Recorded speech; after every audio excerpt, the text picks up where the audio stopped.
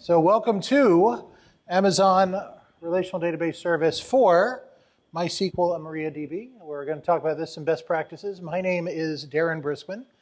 I'd like to tell people I have the easiest job at Amazon Web Services because my job is to make nerds excited about data. This is not hard. Are you nerds? Some are nerds. You know the definition of a nerd? So there's three requirements. You have to be intelligent, you have to be obsessed, and you have to be socially inept. And only if you have all three of those, you're truly a nerd. If you're intelligent and obsessed and you're not socially inept, then you're just a geek. Some of you may think you're geeks, and if you think you're a geek, you're probably really a nerd. But we'll see. All right. So for nerds, geeks, and others, we will talk about Amazon and MariaDB. And if you haven't already done so, if you drop by the Amazon booth in the expo hall, you can get one of these stylish t-shirts so you can look nerdier. So, just curious, how many people here are using Amazon today? AWS.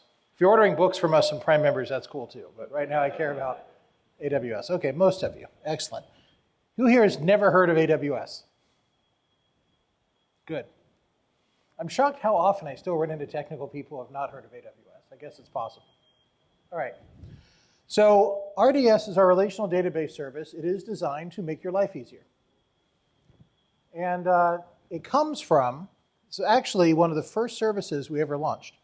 Way back in 2006 when we started Amazon Web Services, the first service we had was the Simple Query service, followed by EC2, the virtual machines, and S3, the Simple Storage service.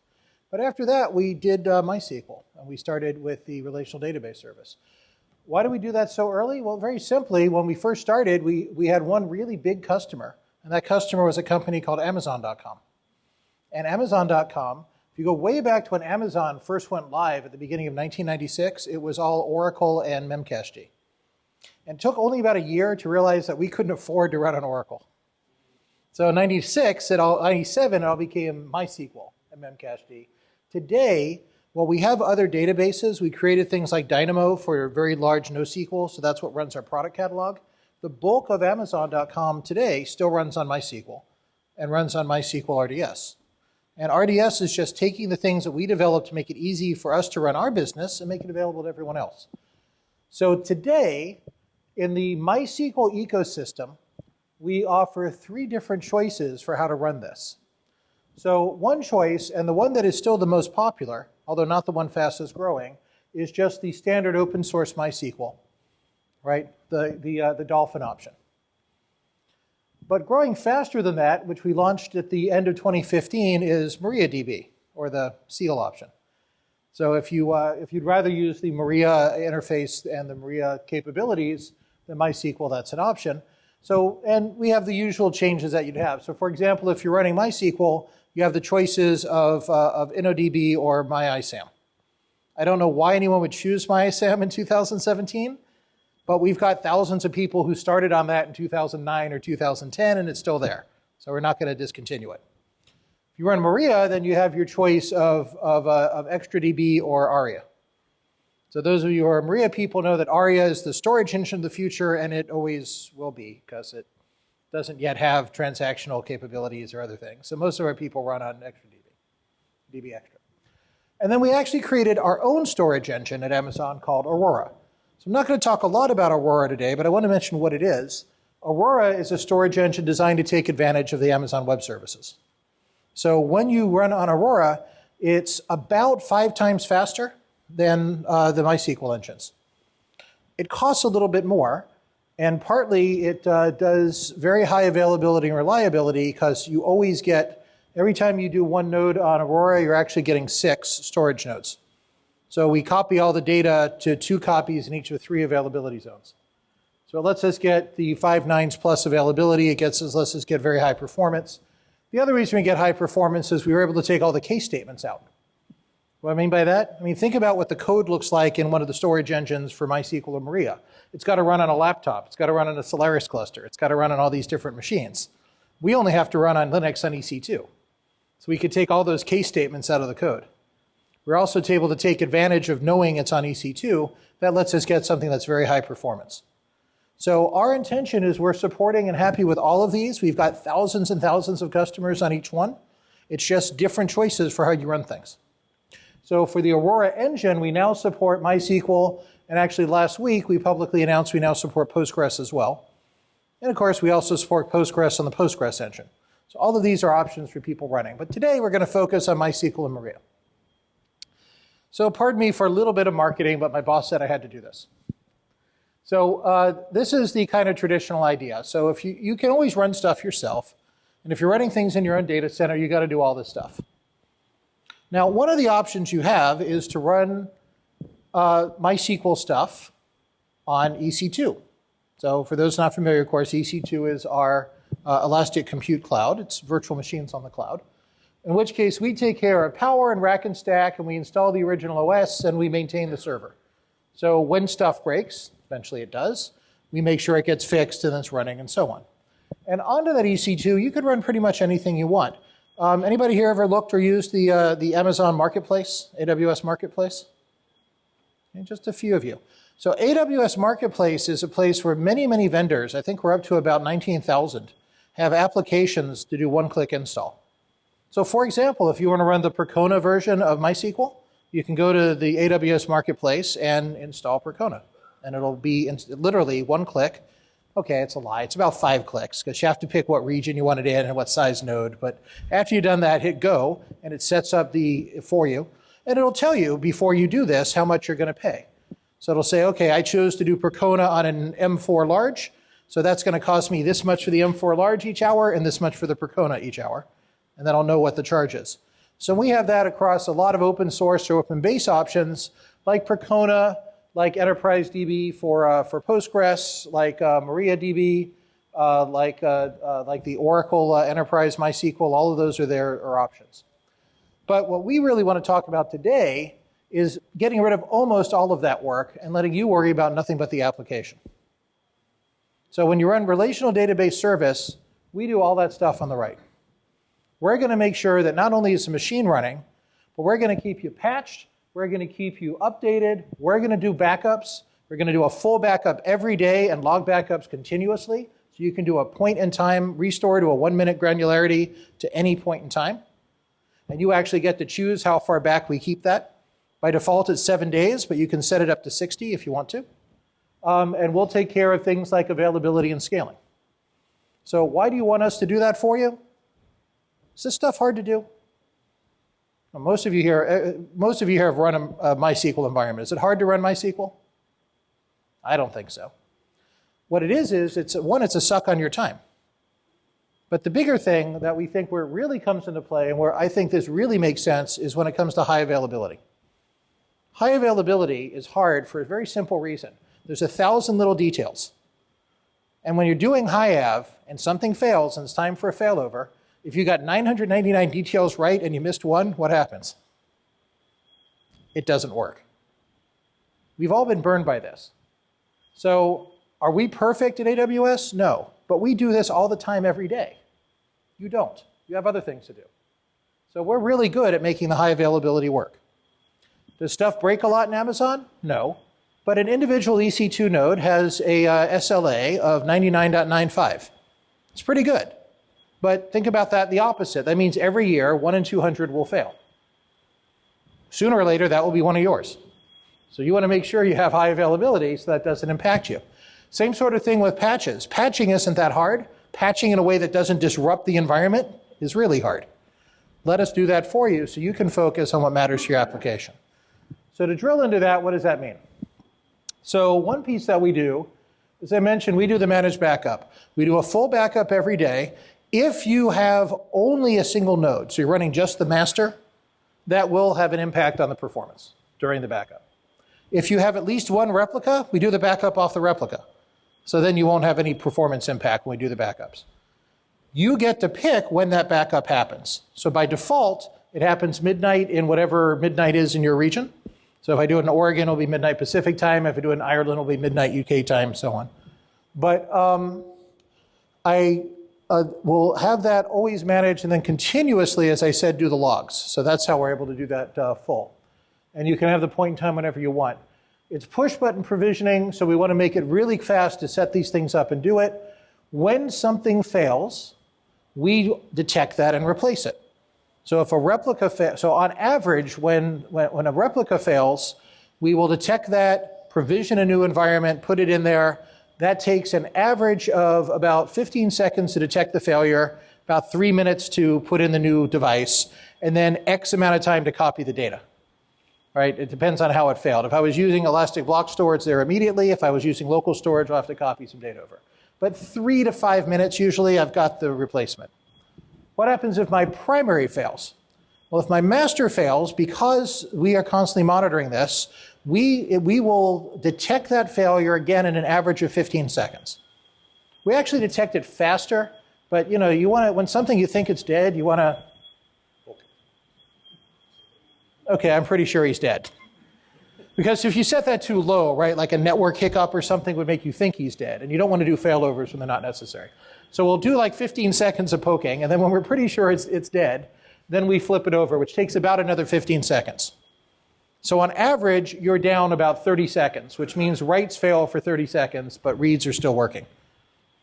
So we do that automatically. Now, that's unplanned. If it's a planned failover, because we were doing patching and updates, we can do that sub-second. Because we know this is coming. The thing that takes the longest time for the failover is the DNS propagation, right? Because we don't want to have to disconnect and reconnect all the clients. So we change the DNS to point to the one that we promoted. That's what takes most of those 15 seconds. It's just propagating that out. If I know that's going to happen in advance, I can have that ready to go and do it in 1 second. So let's say I'm doing a patching. So what do we patch? We patch a lot of stuff. For example, we will make sure you're always on a current Linux version. So the Linux underneath RDS today is always going to be on the 4.4 kernel. And we'll have that updated because that's the current stable kernel. And in our world with RDS, you're running the Amazon Linux, which is a CentOS flavor. You don't really see that, but it's there. But we make sure that's current. And of course, we're upgrading the network stack and all the other pieces. For the database itself, we don't upgrade major versions because that can break your code, right? If you're running MySQL 5.6, you don't want to wake up one day and discover it's 5.7 and half your code is broken. So we won't do the major versions. For the minor versions, you have a choice. When you set it up, if you pick a minor version, then it'll stay on that minor version until you tell us to upgrade. If you don't pick a minor version, we'll put in the current minor version, and when new minor versions come out, we'll upgrade them. So to go back to 5.6, if today I just set up I want a new 5.6 environment, you get 5.6.36. And we don't do every minor upgrade, but when we see ones that are meaningful, then we'll go ahead and patch them automatically. We will support those minor versions for at least a year after they come out. So if today you were running, say you said, I want 5.6.19, and you went running on that, since it's been more than a year, you're going to get an email from us saying, would you like a newer version? But you can say no. So we still support 5.6.19. But we kind of urge you to get up to 5.6.36 because, there's security patches and other stuff in there that's better. But we won't force you. For the major versions, we support them at least 3 years. But the only one we've ever actually forced people off of is MySQL 5.1. Because, hey, we started this in 2009. So a year ago, we still had over 1,000 customers using 5.1, and it took a little work to help them get to a newer version. But we're there. So it's our goal to have this for a long time. We're not here to force you to do upgrades. The other ones, of course, we'll do for you. And then basically, we call this, we manage the muck. So you can focus on things that you actually care about. Because for most people, managing the database doesn't matter unless it fails, right? I used to be a DBA. I realized my job is basically like a plumber. Nobody cares about the work I'm doing unless it doesn't work. Right? But if somebody turns on the sink and the water comes out brown, suddenly everyone's screaming. Right? Same thing in data, right? If the data's not flowing and it's not there, suddenly everybody's screaming. So you do your job well, nobody cares about you. Well, it makes sense to let somebody else do that work.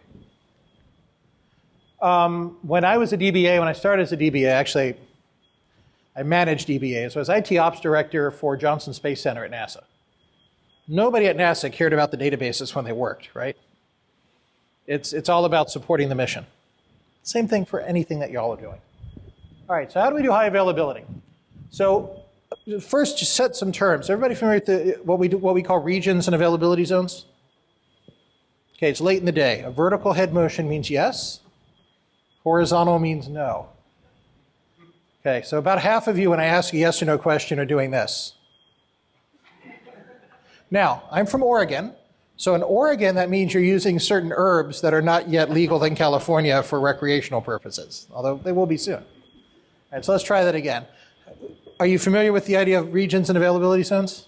All right, most people are nodding. All right.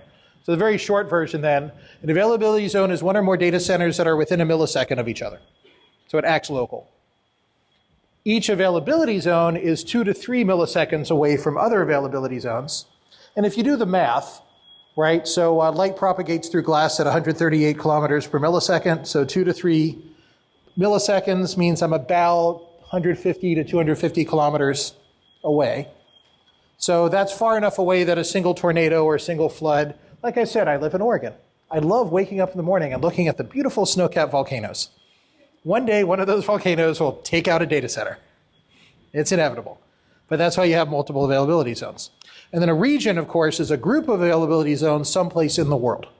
So we now operate 17 regions around the world and have announced 2 more that are opening this year.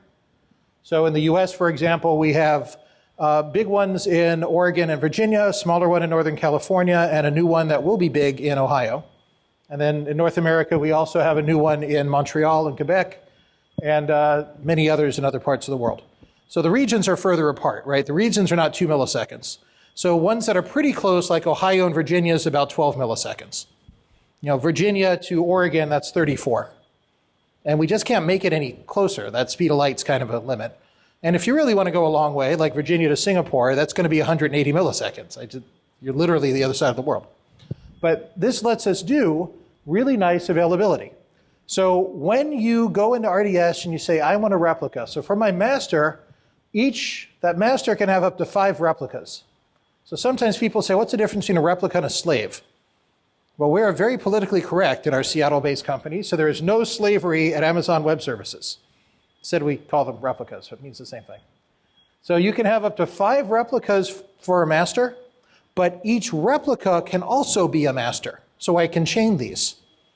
So I can have 5 replicas, and each of those can have 5 replicas, and each of those can have 5 replicas, and past that, you're getting completely ridiculous. But I actually tested this to see, and I set up a chain that was 10 levels deep. It took a little while for the data to get from Oregon to Singapore, but it got there. So why would I do this? Well, if I want another replica that I know can fail over really fast, I want it in the same availability zone. That will give me the fastest possible failover, but what if I lose the whole availability zone? If I put a replica in the same region in another event, so the other reason to do that, of course, is faster read replica, right? So just increase your read capacity. If I want to put a replica in another availability zone, but in the same region, the data will take a little longer to get there. It'll slow down my writes, because that'll be a synchronous copy. So it'll add an extra, I said it's about 2 milliseconds, so it's a 4 millisecond round trip for it to write, but that way I have a synchronous copy, and I'm protected against that tornado, flood, earthquake, herd of poisonous spiders that might happen in Australia, whatever, that would come and take out my data center. And of course, the main reason to do cross-region is not for high availability, because a region is so big, anything that physically takes out a region is like threatening human existence. But it's good for locality, right? You want people to be able to do rapid read, so that, you know, if I have customers in Malaysia, I don't want them having to spend all the delay to go back and forth to the US. I want to have a copy out there. But it also does give me a remote copy in case there is some huge disaster that I'm worried about. The failover happens automatically. So when a replica goes down, as I said, it gets detected and replaced in about 5 minutes. When a master goes down, a replica gets promoted to master within 30 seconds. If I have multiple replicas, the one that was most recently written to gets promoted. So it'll be the one that's closest. So we have an election, and the only qualification for the election is who had the most recent update.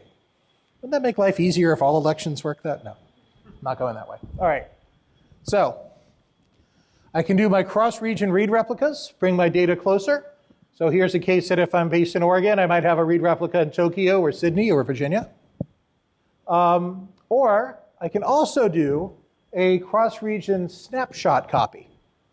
So if I don't want the whole database there, I just want the data, so I can have a copy in another region, which then gives me a warm standby, because I can turn that into a functioning database in about 10 minutes just by turning on some compute nodes. Or that's great if I want to migrate to another region, or I have a dev team in another region, or a test that I want to do in another region, so I can have people work globally. We use this internally all the time because we do RDS development in Seattle and Vancouver and Palo Alto and Boston and Moscow and Bangalore. So the people in Bangalore don't want to sit and wait for all that data to go back and forth to Seattle when they're testing stuff. So we just put a snapshot copy and they can make their own, use their own. We also do all sorts of things with security. So I'm not going to spend a lot of time on security. I have noticed that if you ever do something on AWS and it doesn't work, 90% of the time it's the security settings. Because there's a lot of complexity, security is complex. We're working really hard on making it easier. There's a few things we've done to make it easier. But there's 3 key layers that are in there with security that we do. So one is security groups, that's the firewall. If you use the default security group, when you set it up, the firewall will be open only for SSH and for 3306, but not for any other service. So you have to be aware of ports and open services. We also, in addition to the security group, we have VPC, which is virtual private cloud. That lets you extend your organizational firewall to include a set of Amazon availability zones and regions. We also have IAM, which is Identity Access Management, which is a way to set up roles and users. So who's allowed to do what? Who's allowed to create a new cluster? Who's allowed to change the failover, so on. So a whole set of those. IAM is based on JSON, so it's not very easy to read. Last month, we introduced a new way to visualize that. So if you're looking in the IAM service, it's not just the JSON files now, it's a pretty picture. Just make it easier to understand which roles and which users and how they connect. So we have a whole range of these security things which are important. And then, of course, we have encryption keys as well. So if you choose to turn on the encryption, which is another thing that's a little hard to do if you're running it yourself, but in RDS, there's a box that says encryption, check box. If you check that box, then it will ask you, do you want us to manage your keys, or do you want to manage keys? If you want to manage the key, upload a key. If you want us to manage a key, tell us the name of the key, and then whenever you want to, you can rotate that key in the Amazon key KMS. We have no imagination, so our key management system is named Amazon KMS. But you can go in there and rotate those keys and easily keep them current. So both are good options. So last one is, if you went in the last session, you heard this, but I'll mention it now. Our database migration service. This is how do I move a database on or off of the Amazon cloud. We call this DB freedom because we believe that you should not be locked into a database. There's a lot of database companies out there who are carefully designed to lock you in and make it impossible to move off. We think that's wrong. So if you're using any of our Amazon services, we make it easy to move in and easy to move out. If you wake up one day and say, I think RDS sucks, I want to go back to running this all myself in my own database, in my own data center, I don't know why you would do that, but we're not going to stop you. And we make it easy to use the same tools. So DMS is the database migration service that will let you move data to the same or different engine. So it will copy, say, Oracle to Maria or Postgres to MySQL. The apps don't go down. It's a change data capture that captures the data and copies it over. Some of our customers use this not to migrate data, but to do continuous synchronization. So for example, I was dealing with, I can't name these guys, but it's a company you've all heard of. And they have this huge Oracle database that runs about 40 applications. And they'd love to shut it off, but they can't. Because 4 of those applications, they're not ready to move off of Oracle. So we set up, so that's in their data center. We set up a MySQL in the cloud. We did the database migration service to copy that over. 36 of the applications now run in the cloud, and the Oracle is continuously replicated in, so while they still work on those last 4. So that way we're able to keep that up and running and keep the data current. Makes it easy, makes it quick. All right. So to dive in on this a little bit, what do we do with MySQL? It's our most popular engine, huge number of people using this. We support 5.5, 5.6, and 5.7. When version 8 comes out, we will not have it on the first day. Because what happens when a new version comes out? We test the snot out of it. Because it's got to work at scale, because we have hundreds of thousands of people running this. and we got to make sure it'll work. One of our rules at AWS Database Services is if we can find a failure mode that has more than a 1 in 10,000 chance of causing an outage, we will not release the product. Is that like a high bar? Well, when you got 1 million people doing it, 1 in 100,000 is still 100 Sev1 tickets each year, right? And as you all know, you don't want Sev1 tickets. In AWS, a Sev2 ticket means we work at 24 hours. A Sev1 ticket means, and you get to pick if it's Sev1, that if it hasn't been solved within an hour, Jeff Bezos gets alerted. Trust me, I don't want Jeff Bezos to be calling me at 2 in the morning. He's a great guy. He never calls me at 2 in the morning to say, everything's great, good job. So we want to make sure that these things keep running and don't go down. So we test it very heavily. If we don't find any showstoppers, typically we'll release, it'll take about 60 to 90 days, and then we'll have it available. But that gives us a chance to do some very heavy, large-scale regression testing across tens of thousands of machines. This happened in Maria. When Maria 10.2 came out, or is in beta now, we've been testing it. We found several hundred things that need to be fixed. So we either fixed them and contributed the code back to Maria, or we're working with Maria to help them fix that code. All right, but we support both the NODB and my ISAM. Again, I'm not sure why we still support, or why you would choose my ISAM today. We still support it because we don't stop supporting things when customers need them. And of course, we're happy with all the new extensions and things that MySQL will do. Say the same thing with Maria. So right now we support 10.0 and 10.1. We'll support 10.2 when it's stable. Of course, it's not officially released yet. Exactly the same price, by the way, as MySQL. And I throw out there something mentioned here I should have mentioned is the free tier. So what if you want to use this, but you're not sure if you really want to commit? Well, with our RDS services, there is what is called the free tier. So you can configure a T2 micro. Now, it's not very big, right? It's up to 10 gig of storage, and it's 1 processor and 500 meg of memory. But it's free. And in fact, you get 750 hours a month of that for free. Now, if you think about that, a month only has 720 hours. So why do we offer 750 a month? Maybe you want to test a cluster. So you can have 1 node for 750 hours free, or if you really want to, 750 nodes for 1 hour free.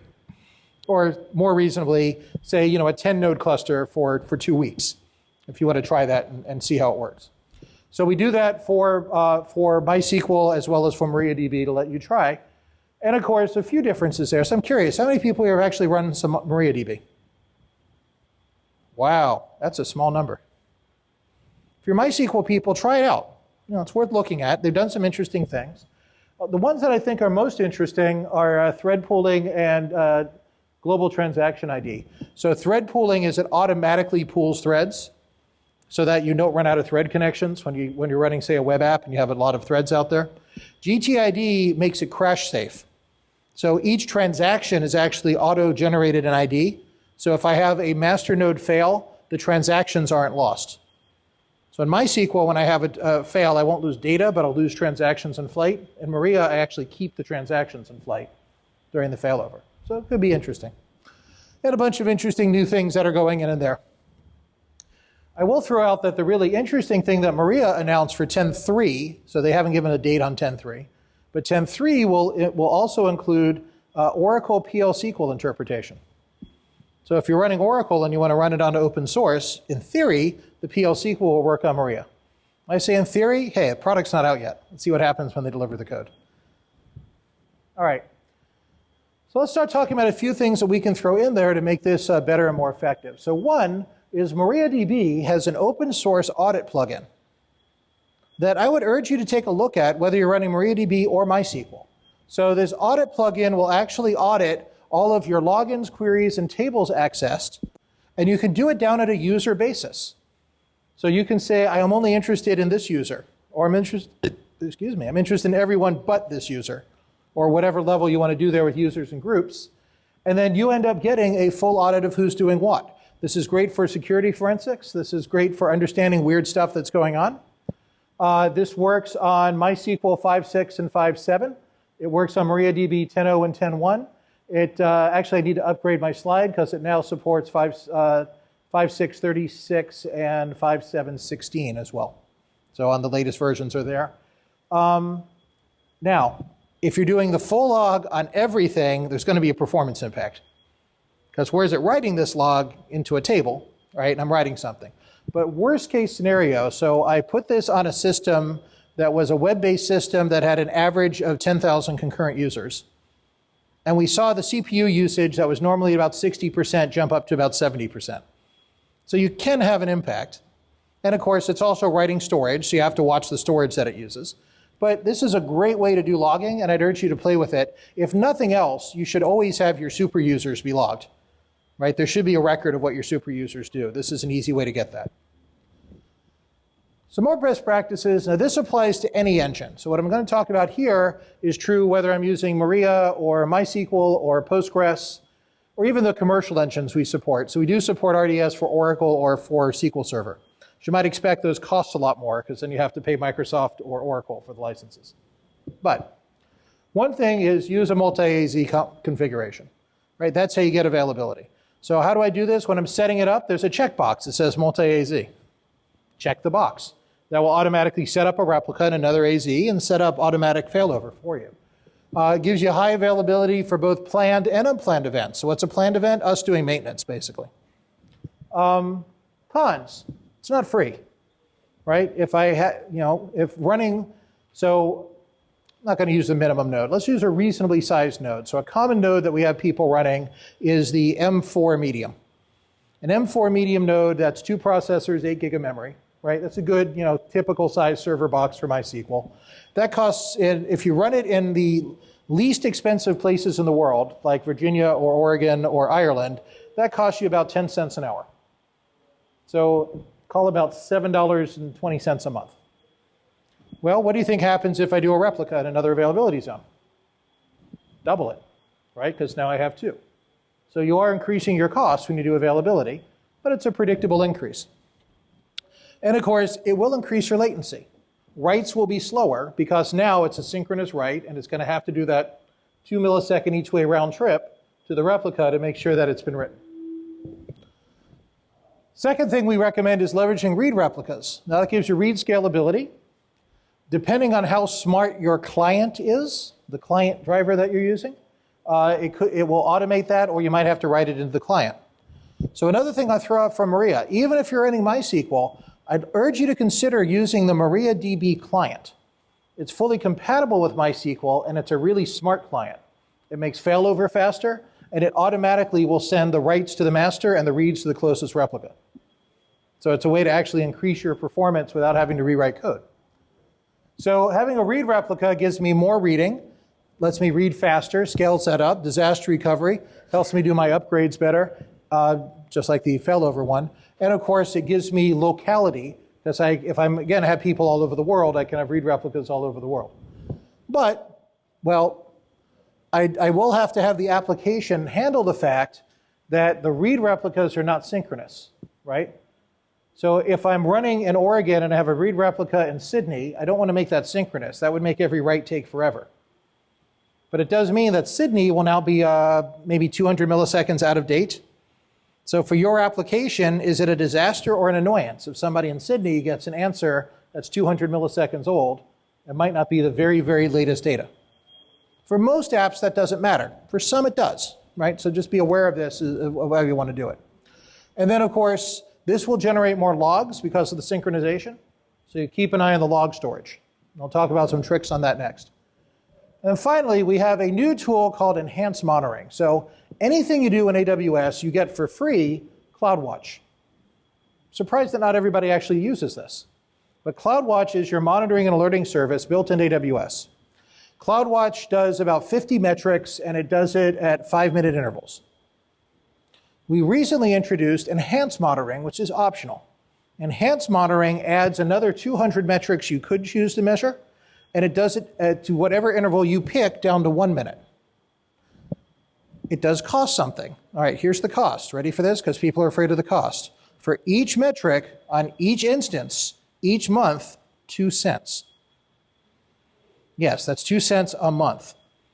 So if I have 100 database servers and I want to monitor 7 things, then that's 700 times 2 cents. I'm going to have to spend $14 each and every month for that monitoring. I honestly don't know why we even charge for this. I think it costs us more to bill for it than we actually, get. But it is the enhanced monitoring that you can pick, and it's got a lot of good things that you can monitor on. So I'm not going to go through it now. I had a slide on this, and I couldn't read the slide from here because it's listing all these metrics. But there's a lot of things that we've made it easier to monitor on. So there is a charge for that, but it's not a lot of money. All right. So here's a nice picture of the enhanced monitoring that you still can't read what it says. But this is what it looks like. You set up these kind of dashboards. And I'm sorry, I said down to 1 minute, down to 1 second. So you pick, am I monitoring this per second, per minute, per 10 seconds, whatever granularity you want to have. And of course, you can set alarms on it, and the alarms can kick off. Well, one of the great things you can do with an alarm is it could just send you an alert through SNS or SQS, or it can kick off a Lambda function. Y'all familiar with Lambda functions? Okay, this is the yes answer. This is the no answer. Okay, I'm not seeing universal yeses. Lambda is a serverless function. So a Lambda function means I have a piece of code. That code can be in Python 2.7 or 3.6. It can be in Node.js. It can be in Java. It can be in C#. And it's just a chunk of code. And you don't have to put it on a server. It just floats in the cloud. And when something happens, that code runs. Now, it's not really serverless. It really runs on a container, and we put up the container and run it and then close down the container. What it means is anything you can write in code, you can have happen on any alarm. So what do you want to have happen? I'm running out of memory. I can have something happen. I can have it change my data platform, or I can have it throttle the number of users, or I can have it automatically upgrade to a larger instance, or whatever makes sense to do. So I have the ability to do all sorts of alerting and monitoring here, and it makes it really easy. Again, the kind of stuff that I hated doing when I had to do DBA work. And now it's just ridiculously simple. All right, so a few things specific to MySQL and MariaDB. One is if you're doing administrative stuff, use the stored procedures. They're the easiest way to do this. So if you want to terminate a connection, don't try to write your own code, and you can, and the APIs are in there. But we give you a stored procedure. Use MySQL.RDS_kill process ID and just let it kill automatically. Same thing to terminate a query. Same thing if replication is going on, you need to stop it for whatever reason. Same thing if you want to tell it to skip the errors. Same thing if you want to change the master log position and go to rotate the log. There's others. I'm not going to list them all up here. It's all in the documentation, but we have a lot of stored procedures designed to do the administrative tasks. They're the easiest way to do it. So let's talk about logging. So when you set this up in RDS, you have 3 choices for logging. Okay, the choice I don't recommend is none. You can all figure out what that does, right? All right. The default choice is table. So that will write the log into a table. When the table grows to either 2% of your total storage size or is 24 hours old, it gets rotated. So when it gets rotated, it gets written to a backup table. If there was a backup table, it gets dropped. The current table gets rotated to a backup table, and it sets up a new log table. And this does this for both logs, both the general log and the slow log. So both of those get done there. Now, what I usually recommend is instead of table, use the other option, which is file. Because I don't really want my logs inside my database. And indeed, the most likely time I want to look at my logs is when something funky is going on, and I probably can't access the database. So if I do file, it writes it into a comma-separated value, a CSV file, sitting on the file system. Again, if that gets bigger than 2%, or after 24 hours, it gets rotated. So the file name is going to be RDS general log, and the backup file name will be RDS general log.backup. But hey, I'm now in an AWS file system. So if I want to keep things more than 24 hours, set up a cron job or set up a Lambda function that every 24 hours, copy that backup off of RDS into S3 or someplace else. And then I can keep that as much as I want. I'd recommend in the Lambda function, you copy it off and give it a name that involves today's date. So that way I'll just get an infinite number as long as I care to keep them of the logs so that I have those logs for forensics and other use. So a common, easy thing to do, good use of a Lambda function. By the way, Lambda functions are also pretty cheap. If you've never played with Lambda functions, the first 1 million per month are free. The next 1 million per month costs you 20 cents, not each, for all million. So for something like this, you'll never pay for the Lambda function. It's people like use Lambda functions around websites that use millions of them, and we'll do large numbers. All right, replicas. You can actually make a replica writable. Danger, danger. Be careful when you do this. There's nothing in MySQL and MariaDB to deal with collisions. So what happens if you write to a replica and you give it different data than the master? You kind of get a random result next time somebody queries that, depending on which machine it went to.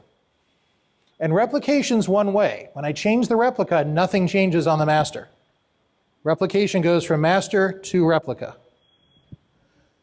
So, why the heck would I want to write something directly to a replica? Well, a couple of reasons why. The biggest one is sometimes I want to use a replica for reporting. Anybody ever done this trick? That I use my transaction, my interactive stuff on the master, and I run my reports off the replica? But maybe because of reporting, I need an extra index.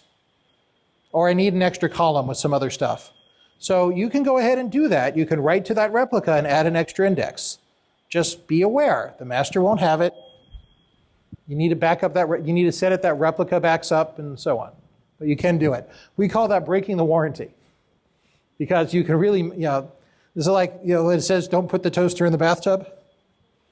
I can't stop you from putting the toaster in the bathtub. Just make sure you know what you're doing before you get in the bathtub with the toaster. All right. I'm going to get in so much trouble because somebody now is going to electrocute themselves and it's going to be my fault. Please do not get in the bathtub with the toaster. All right. As I mentioned, we do replica chaining. So master to replica, replica to replica, replica to replica. I've never seen a reason to do more than one level. And one level deep gets you to 25 replicas. How many do you need? Right, you can have 5 that each have 5. So actually, that's not 25 replicas, that's 29 replicas. I have a master with 5 replicas, 30. And then each of those 5 have 5. So I've got 30 replicas off my one master. It's kind of a silly to do more, but you could. Very common to do a replica in one region and then have that one do the cross-region replica for people, for having that extra copy some other part of the world. I will also mention that 5 replicas per master is not a hard limit. That's just a limit in there by default. The hard limit is 255. So if you need, for some reason you say, I don't want to chain it, I want 9 replicas, you can open a ticket and say, hey, I need 9 replicas, and then we'll go ahead and adjust that up for you. So in the console, normally it's limited to 5, but it's not really a hard limit. You can also do non-managed replication. What? Why would I want to have replication that's not managed? This is saying I want to do the replication using stored procedures. So along with the automated replication that we do, you can kick off a stored procedure to do replication when you want to. And there's a number of reasons to do that. One reason why is I want to copy from production to dev, or the other way around, or between production and test. To be honest, today that's mostly a legacy function, because today if you want to do that kind of replication, I'd recommend you use the data migration service that we talked about earlier. It's much easier to use and it's safe. Self-managed replication, you can mess some things up.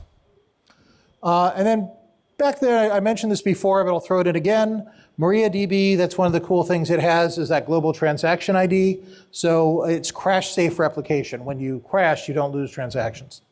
All right, storage. When I configure RDS, it's only really 3 things I have to choose. 4 things. One, I have to choose what region I want to be in, right? So again, Virginia, Oregon, Ohio, Singapore, whatever. Second, I have to choose what instance size I want. So we do the full range of instances. So this goes all the way from the T2 micro, which, by the way, with RDS will cost you all of 2 cents an hour, all the way up to the X1 16 extra large. And the 16 extra large X1 is 2 terabytes of memory, not storage, 2 terabytes of RAM, and 128 processors. I'm not sure anyone's actually running MySQL on a box that big, but go for it if you want it. And that one, by the way, with MySQL on it, costs about $30 an hour. And there's about 50 choices in between those extremes that you can pick, optimized for different things. Usually when people are running MySQL and Maria, you need memory more than you need processor. So the most common nodes we see are the balanced M nodes. An M node has 4 gig per CPU. So like an M4 small is 1 CPU, 4 gig, and that's medium. Large is 2 CPUs and 8 gig, and so on. For people who want more memory, you might want to look at the R family.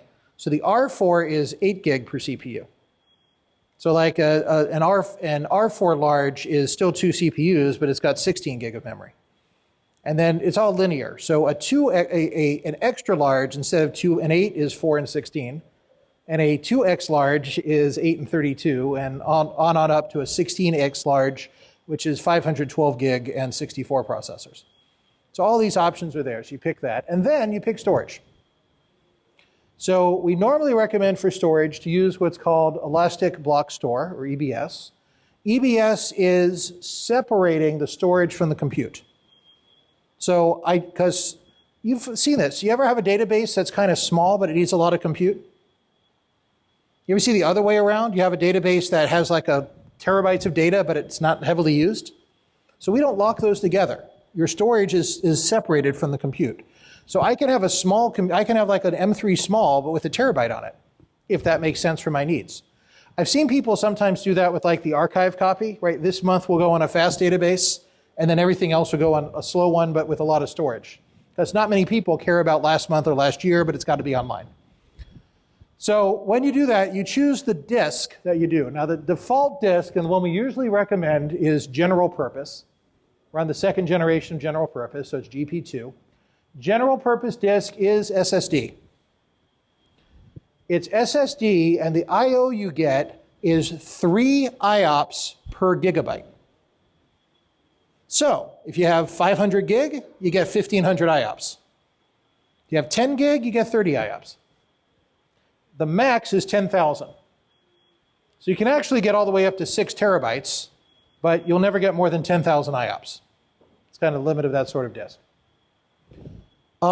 If you have less than a terabyte, you actually have a budget for how many IOPS you're allowed to do each month, and we give you credit for an extra 5.4 million operations, up to 3,000. So what does that mean? So I've got my 500 gig of disk, so that gives me 1,500 IOPS, and in the next minute I need 2,000 IOPS. Okay, we'll give you 2,000 IOPS, but you just used 60 seconds times 500 of your credits out of those 5 million. Does that make sense? So we just give you a little credit for burst I/O. Now, when you fall below your 1,500, we refill the credits for the stuff you weren't using. So that gives you a chance to do bursts if it comes up. But if you need more I/O, we have another choice called provisioned IOPS. So if you use provisioned IOPS, you separately choose how much space and what IOPS do I want. So provisioned IOPS, you pick the IOPS rate you want, anywhere from 100 IOPS up to 20,000 IOPS, and then you pick how much disk you want, anywhere from 1 gig up to 6 terabytes. And then in between, and then they will match. Now there's limits there. You can't have 20,000 IOPS on 1 gig. It's just not physically possible for the disk configuration. So there are a few limits in there, but that gives you the option to choose your I/O when you need high I/O. So only about 10% of our MySQL or MariaDB customers need that, but if you need it, you need it. And what's really cool is if I want to switch from one to the other, I can do it non-disruptively. I can go in there and say, I'm using GP2, I want to switch to PyOps, and it will copy it and switch it out without ever having an outage. It's not instantaneous. I got to copy the data, right? If I've got 3 terabytes on active database, it might take half an hour to copy the data, but it'll switch it out without an outage. So we almost always recommend SSD. Now we do have another choice, which is magnetic. So that's actual hard drives. 10 times slower than SSD, right? We don't normally recommend magnetic, but if you need a lot of storage and you're very, very cheap, it's a good choice. How much does this stuff cost? General purpose disk is 5 cents a month per gigabyte. So if you do that maximum 6 terabytes that we support with RDS, we're not talking a lot of money. It's $300 a month for the storage.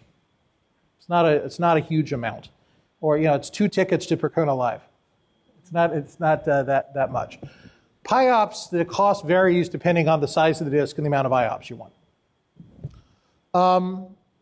GP2 is the default. The only reason I see people not use GP2 is either they have a use case that has a huge amount of write.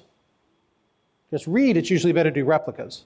But if I have a huge amount of writing, or I have a lot of write and I'm big, then it makes sense to do PIOPS.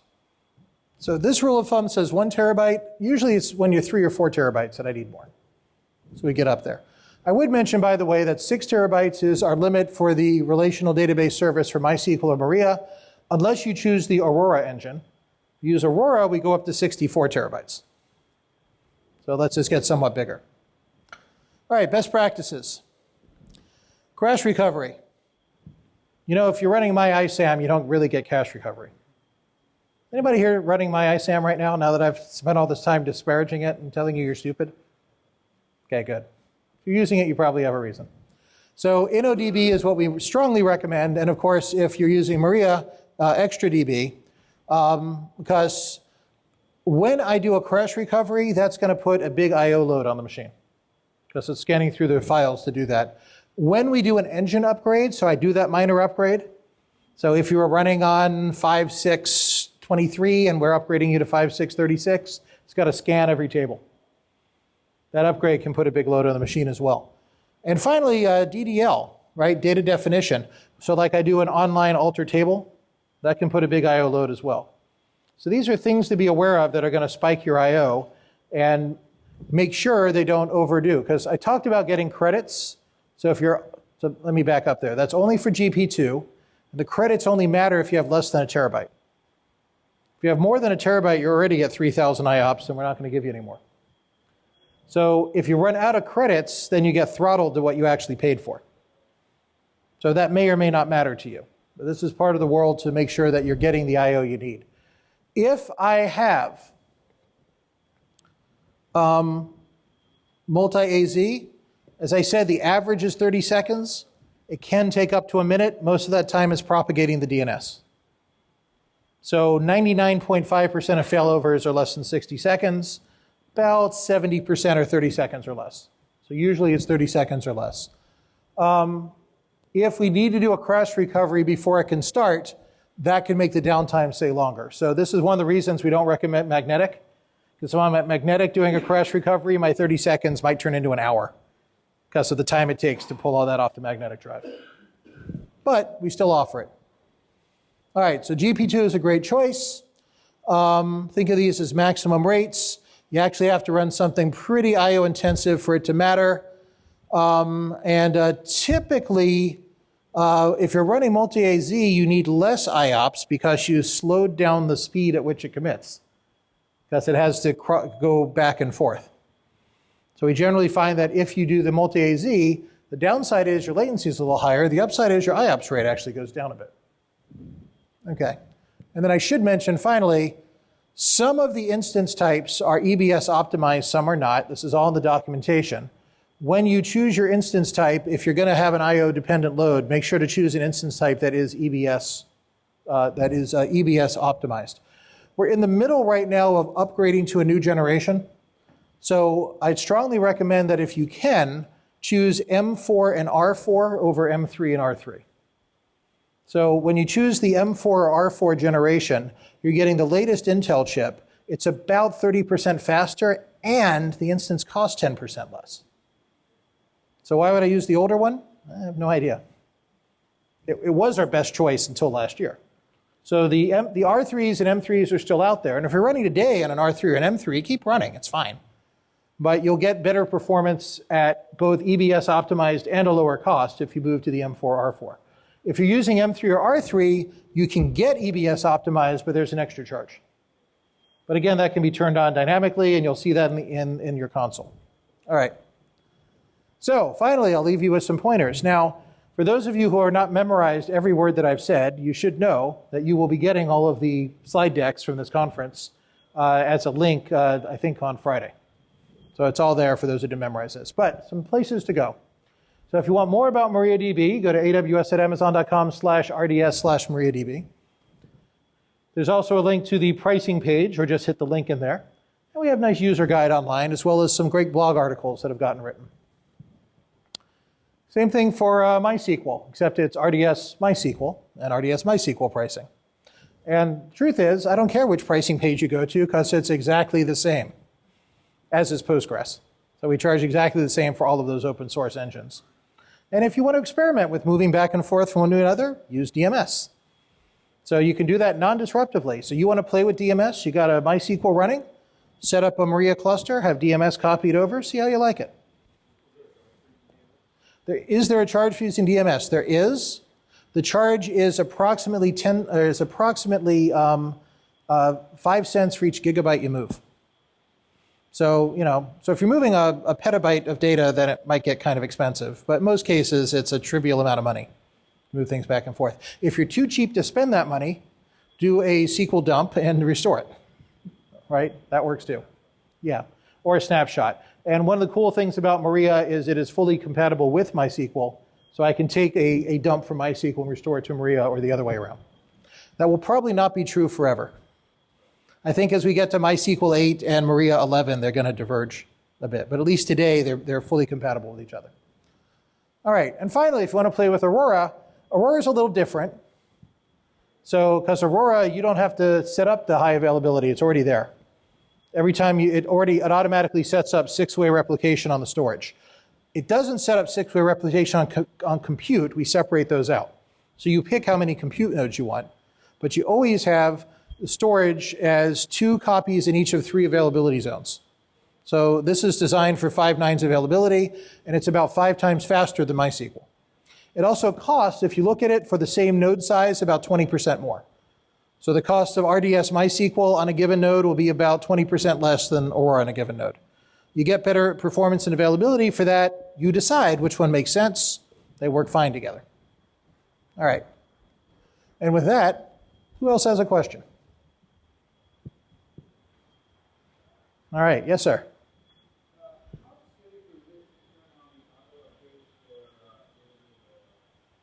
How safe is it to turn on auto upgrades? So let me do that in kind of a long answer. So when you set things up, one of those things that you don't have to choose is what's my maintenance window. And by default, the maintenance window is midnight local time on Sundays. We use that maintenance window about once a month on average.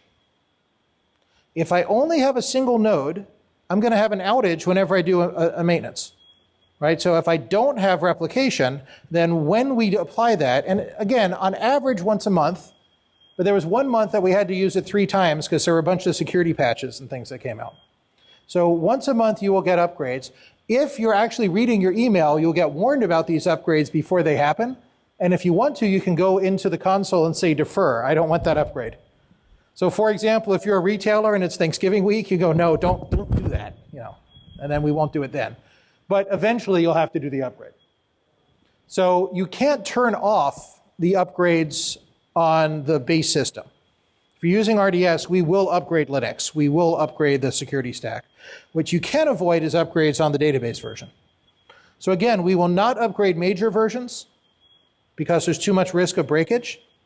And DMS is a great way to upgrade the major versions. So copy it from my 5.6 to a 5.7 environment. And that way, if anything goes wrong, 5.6 is all still there. For the minor versions, I would say it's a very small risk. There have been breaking changes in minor versions. There's not supposed to be. But if you've all been using MySQL long enough, you know that once in a while something slips through the testing process and there's something that breaks in a minor version. But usually minor version upgrades should be safe.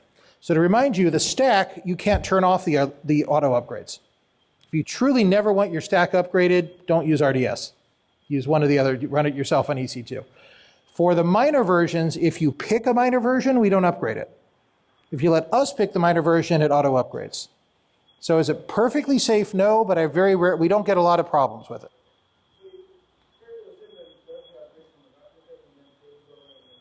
If I have replicas, it does the replica first, does a sub-second switchover, and actually, it won't ever switch back.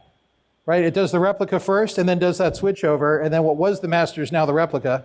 And there's no reason to switch back until next time you do an upgrade.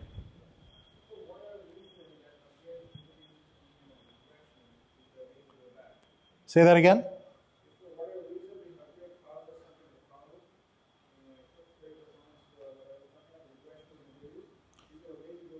So is there a way to go back?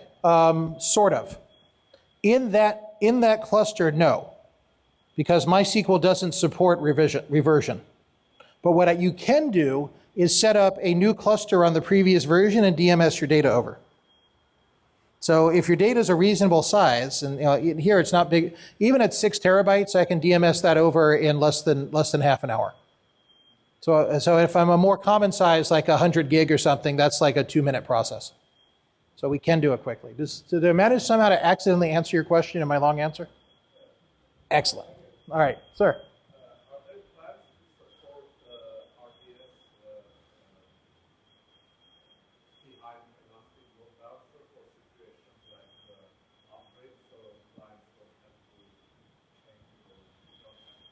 or don't have to So can we do RDS behind a load balancer so that clients don't have to change?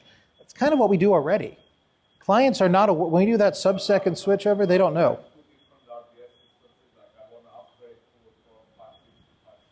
Ah.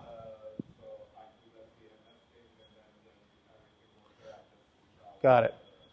So one of the rules at Amazon, and you're not going to like this answer, is that we are not allowed to discuss roadmap in public. And there's a good reason for that. At Amazon, we believe no vaporware. We will not talk to you about this great future version that one day will ship. We're only going to talk about if it's real. You're not the first time I've heard that request. So I won't discuss that roadmap here. If you want to get me in private, I can talk to you a little bit more about what our roadmap is. But in public, we will only talk about things that are real. I kind of like that. I spent 17 years at another company that's large and blue, and we had a tendency to talk about great things that we never actually shipped. And, if I was a customer, I wouldn't trust anything I said. At Amazon, my grandmother gave me this great advice of never tell lies, because then you have to remember what you said. And that's a lot of work. So I'm not really honest, but I'm lazy, so it works out kind of the same. So the great thing about being at Amazon is I never have to lie, because I'm not allowed to talk about the future until the future is the present. So how's that for a long way of not answering your question? Having said that, there's nothing that prevents you right now from using Elastic Load Balancer and putting it between your clients and the RDS, and then doing that yourself. So we don't do that as a managed service, but you can set it up yourself. We also have several.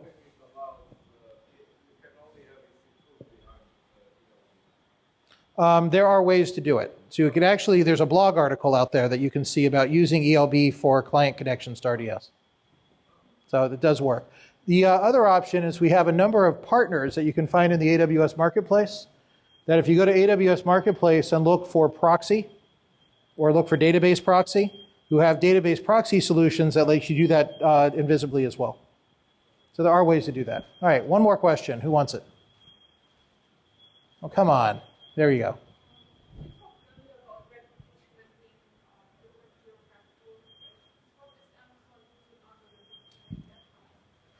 What are we using to actually make the replication happen between regions?